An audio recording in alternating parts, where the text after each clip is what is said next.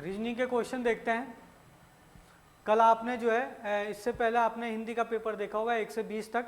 आज आपके रीजनिंग के क्वेश्चन है और अगले वीडियो में आपके आएंगे उत्तराखंड के क्वेश्चन आएंगे जो आपके 30 से 31 से और 70 तक होंगे और उसके बाद 71 से 100 तक आपके जीएस के क्वेश्चन आ जाएंगे। ठीक है, तो चलो यहाँ पे पहला क्वेश्चन देखते हैं। किसी घन को लाल रंग से रंगा गया है, किसी घन को लाल रंग से रंगा गया और उसे 216 बराबर छोटे छोटे घनों में काट लिया जाता है तो कितने घन ऐसे होंगे जिनकी एक सतह लाल रंग से रंगी होगी। भाई देखो, सबसे पहले तो मैं आपको ये बता दूं कि इसमें सबसे पहले n की वैल्यू निकालनी होती है। n की वैल्यू कैसे निकलती है कि जैसे आपका 216 है ना, तो 216 आपको देखना 216 टुकड़ों में काटा गया है, तो 216 किसका घन है, तो इसका आपको घनमूल निकालना है। घनमूल जब निकालेंगे तो 216 किसका क्यूब है, यानी कि घनमूल किसका, यानी कि क्यूब किसका है ये, तो इसका घनमूल आएगा आपका 6। तो मतलब ये 6 का क्या है, क्यूब है। तो n की वैल्यू क्या हुई आपकी 6। तो अब यहाँ पे देखना कि किसी घन को मतलब जिसके मतलब ऐसा घन, ऐसे कितने घन होंगे जब आप 216 टुकड़ों में काटेंगे, ऐसे कितने घन ऐसे टुकड़े निकलेंगे उनमें जिनकी क्या है केवल एक सतह लाल रंग से रंगी होगी, केवल एक ही सतह रंगी हुई होगी। अब एक सतह रंगी होगी तो इसके लिए क्या है आपके पास ट्रिक, तो इसके लिए ट्रिक है कि आपका n-2 की घात 2 और गुणा 6, तो ये इसकी ट्रिक होती है भाई। तो आप लोग देखो n का मान तो आ गया आपके पास 6, तो 6 - 2 का स्क्वायर गुणा 6।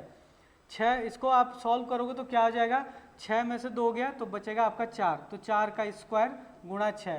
तो देखो 4 का स्क्वायर 4 चौक 16 और 16 गुणा 6, 16 छक्के 96, तो 96 96 हो जाएगा, तो बी आपका आंसर हो जाएगा। अगला क्वेश्चन देखते हैं। दी गई पासे की दो स्थितियों में एक के विपरीत क्या होगा। तो देखो भाई, दी गई पासे की दो स्थितियों में एक के विपरीत क्या होगा। इस पासे में देखना जरा क्या है, यहाँ पे देखना 5 यहाँ पे भी आया है और 5 यहाँ पे भी आया है, 4 यहाँ पे भी आया है, 4 यहाँ पे भी आया है। जब भी किसी पासे की दो स्थितियों में कोई दो संख्या दोनों पासों में दिखाई दे, जैसे यहाँ पे 4 यहाँ पे भी, यहाँ पे भी 5 यहाँ पे भी, यहाँ पे दो संख्या दोनों पासों में दिखाई दी, तो जो संख्या दोनों पासों में एक एक बार दिख रही है वही एक दूसरे के विपरीत होती है। तो यहाँ पे एक के विपरीत 2 हो जाएगा और 2 के विपरीत 1 हो जाएगा। तो पूछ रहा है एक के विपरीत क्या हो गया, तो 2, तो डी आंसर हो जाएगा। ठीक है, चलो अगला क्वेश्चन है। अंग्रेजी वर्णमाला में बाएं से 19वें अक्षर के दाएं 5वें अक्षर के बाएं 11वां अक्षर क्या होगा। देखो बहुत आसान क्वेश्चन है, इसके लिए जो है थोड़ा अंग्रेजी वर्णमाला लिखोगे आप लोग, A B C D E F G H I J K L M N O P Q R S T U V W X Y Z। अब देखो जैसे बोल रहा वैसे करो। देखो ध्यान रखना कि हमारा इधर से बायां हाथ है तो बायां इधर से हो जाता है, इधर हमारा दायां हाथ है तो इधर से दायां हो जाता है। ठीक है ना, अंग्रेजी वर्णमाला में बाएं से 19वां अक्षर, तो बायां इधर से होगा तो बाएं से 19वां अक्षर गिनो जरा। 1 2 3 4 5 6 7 8 9 10 11 12 13 14 15 16 17 18 19, ऐसे हो गया यहाँ पे। 19वां अक्षर के दाएं 5वां अक्षर, 19वां अक्षर के दाएं, जब हम यहाँ पे खड़े तो हमारा दायां कहाँ हो जाएगा, इधर, तो 19वां अक्षर के दाएं 5वां अक्षर। तो आप लोग देखो यहाँ से गिनो 1 2 3 4 5, एक्स आ गया। 5वें अक्षर के बाएं 11वां अक्षर क्या होगा, इसके बाएं 11वां अक्षर देखना है। तो इसके बाएं 11वां अक्षर, तो हम यहाँ पे तो हमारा बायां कहाँ हो जाएगा, इधर, तो इसके बाएं 11वां अक्षर देखना है। तो 1 2 3 4 5 6 7 8 9 10 11, तो एम आंसर हो जाएगा। तो एम हो गया इसका आंसर, तो सी आंसर हो गया भाई। ठीक है, चलो अगला क्वेश्चन है।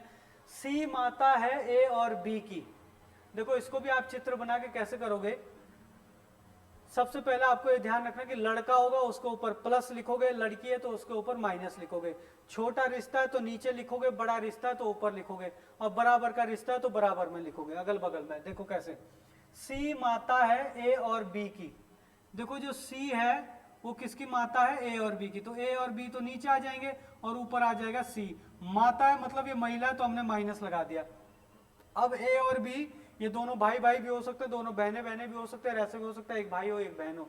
अभी तक पता नहीं चल रहा तो इसको ऐसे ही रहने दो, लेकिन सी पता चल गया इन दोनों की कौन है, माता है, तो हमने ऊपर लिख दिया माता हो गई। सी माता है ए और बी की।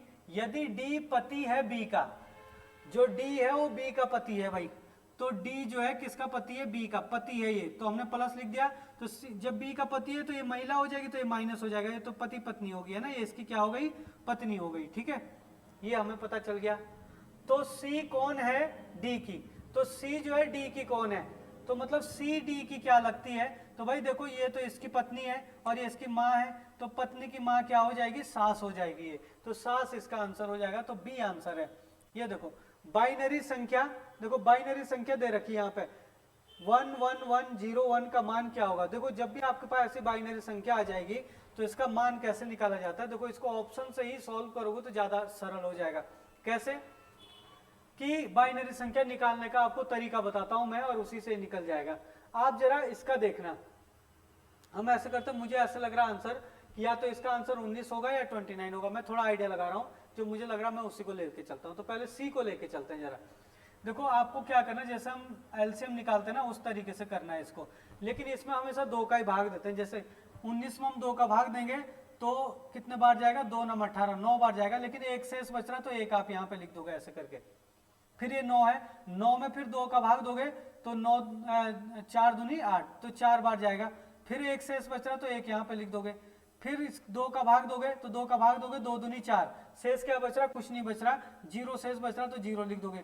फिर आप 2 का भाग दोगे तो 2 ही कम 2, अभी भी शेष कुछ नहीं बचा तो 0 लिख दोगे। तो नीचे से ऊपर की तरफ को लिखते हैं, देखो 1 यहाँ से शुरू करते हैं यहाँ तक, देखो 1 0 0 1 1, तो ये तो आपका क्या किसका है, ये हमने किसका निकाला, 19 का, तो 19 का तो बाइनरी क्या हो रहा है 1 0 0 1 1, लेकिन हमारा ये आना चाहिए था, तभी यह 19 आंसर होता है। 29 का देखते हैं जरा, देखो आप 29 को करोगे ऐसे ही, तो सबसे पहले आप 2 से दोगे, 2 ही कम 2 और 2 चौको 8 है ना, तो ये आपका इस तरीके से हो जाएगा, लेकिन एक शेष बच रहा तो एक लिख दिया हमने।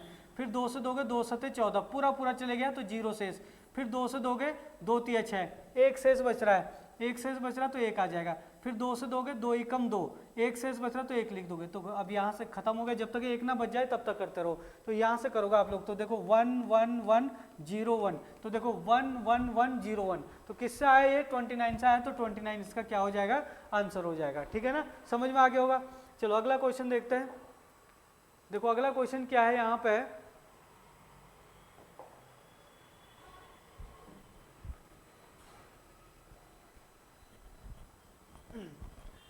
यदि ए का अर्थ गुणा बी का अर्थ भाग सी का अर्थ प्लस और प्लस डी का अर्थ माइनस है ना, सी का अर्थ प्लस है और प्लस का अर्थ क्या है आपका माइनस, मतलब डी का अर्थ क्या है माइनस है, थोड़ा सा मिस्टेक और का कोई दिक्कत नहीं है।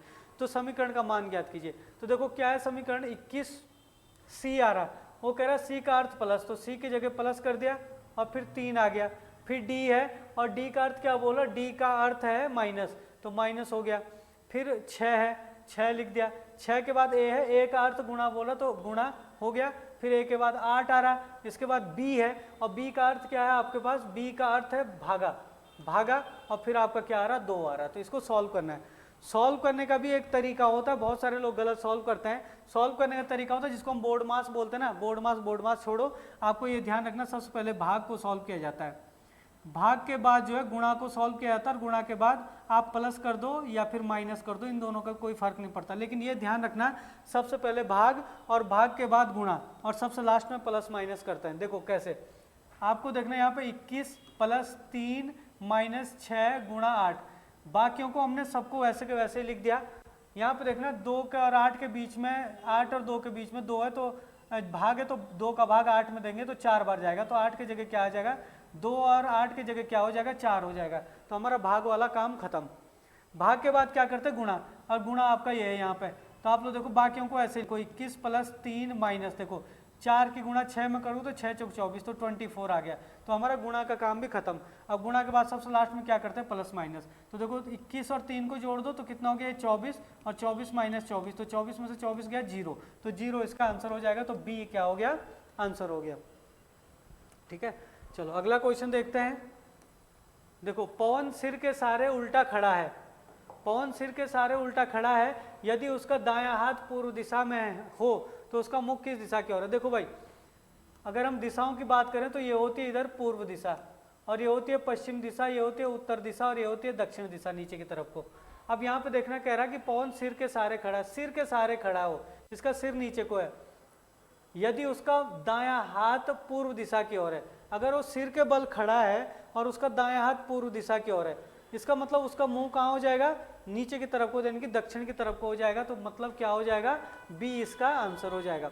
ये देखो अगला क्वेश्चन है, अक्षय का जन्म 29 फरवरी 1988 को हुआ, तो 29 फरवरी 2004 तक उसने अब कितने जन्मदिन मनाए। देखो भाई ये भी बड़ा बढ़िया क्वेश्चन है, लोग इसमें कंफ्यूज आते हैं, क्योंकि आप लोग यहाँ पे देखना कि जो 29 फरवरी है ना, 29 फरवरी जो है लीप ईयर है, ये मतलब 29 फरवरी 1988 लीप ईयर में ही आएगी। साधारण वर्ष में फरवरी हमेशा 28 के महीने का होता है ना, जबकि 29 फरवरी जो है लीप ईयर में ही क्या हो सकती है, लीप ईयर में ही 29 फरवरी आ सकती है। बाकी साधारण वर्ष में तो 29 की फरवरी आती नहीं, 28 का ही महीना होता है। इसका मतलब हर 4 साल के बाद लीप वर्ष आता है।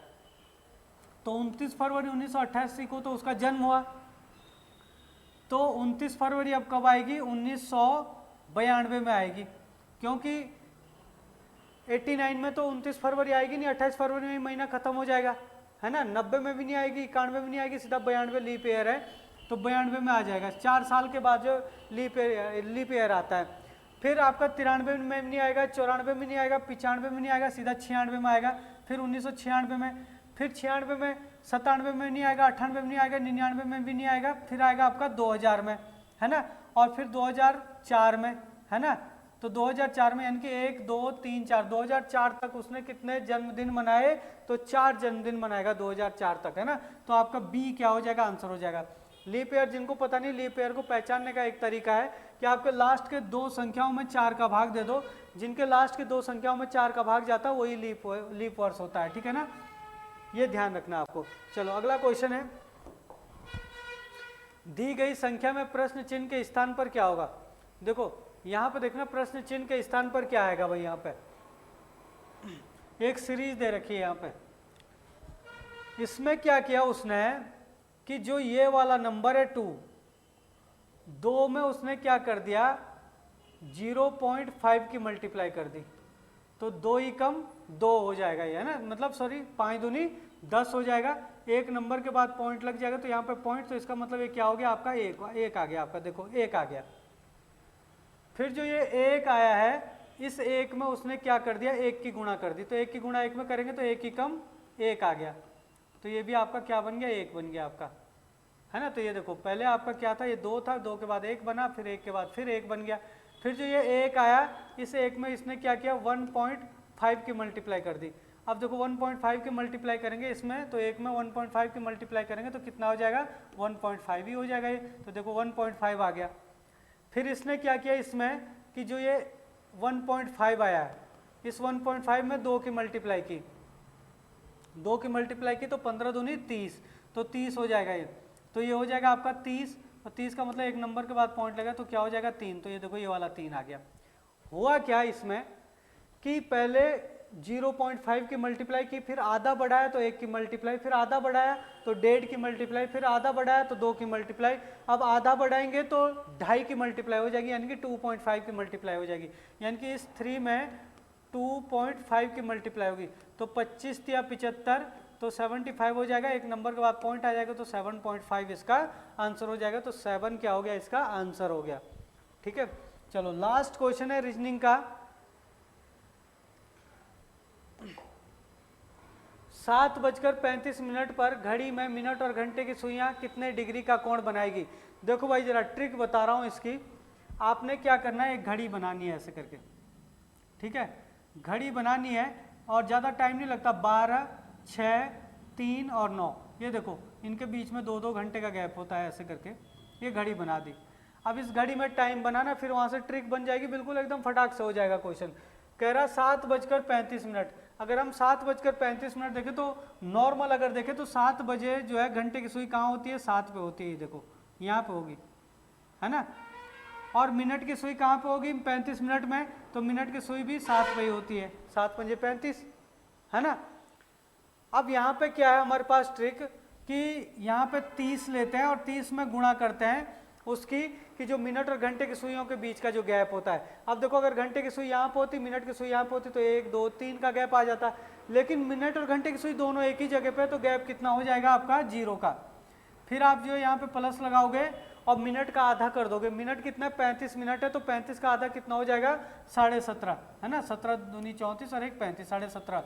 तो 30 की जीरो में गुणा करेंगे तो जीरो हो जाएगा और ये हो जाएगा 17.5। तो क्या हो जाएगा, जीरो में 17.5 को जोड़ोगे तो 17.5 हो जाएगा, 17.5 जो है आपका क्या हो जाएगा आंसर। इतने डिग्री के कोण पर जो है इतने डिग्री का कोण बनेगा इन दोनों के बीच में। चलो आज के लिए इतना ही। तो इसके बाद जो आपका आगे के क्वेश्चन आएंगे उत्तराखंड के, और उसके बाद जो है आपके 70 तक उत्तराखंड के क्वेश्चन होंगे, 31 से 70 तक, और आपके 71 से और 100 तक जीएस के क्वेश्चन होंगे। फिर अगले वीडियो में वो वाले क्वेश्चन आएंगे। ठीक है, तो चलो आज के लिए इतना ही, देखते हैं। जय हिंद, जय भारत, जय उत्तराखंड।